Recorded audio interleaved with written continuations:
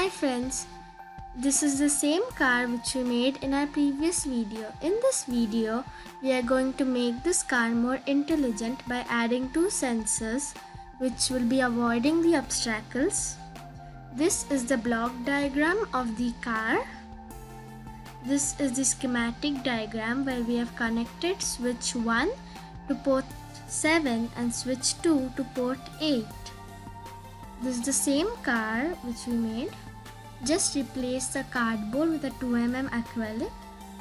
I am taking two tact switches.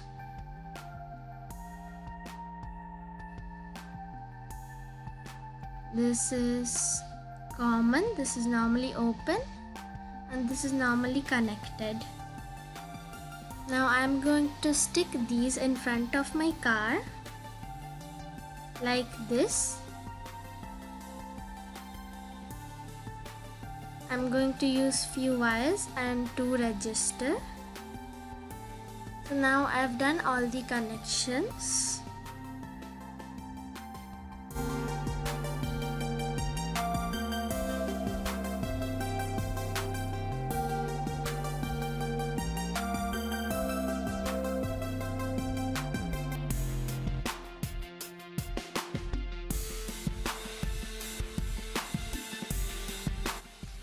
This is a flow chart, and based on this we are going to do our coding. This will show the actions which our car should do if switch 1 or switch 2 is high.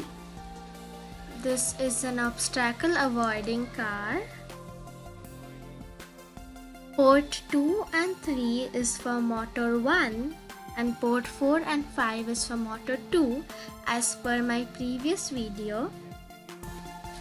Now port 7 and 8, I have defined it as input ports.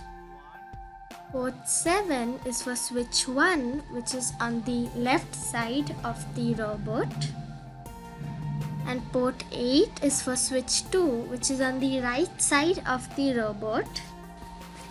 Now here is how the motor rotates and different motor navigation process. So let's see the program.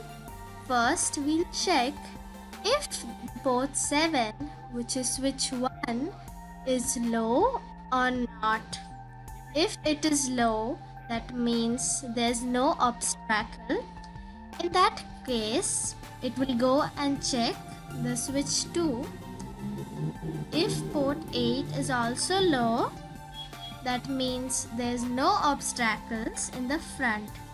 So we'll go forward for a second, but if there is an obstacle, so else switch 2 is high, means there's an obstacle on the right side of the robot.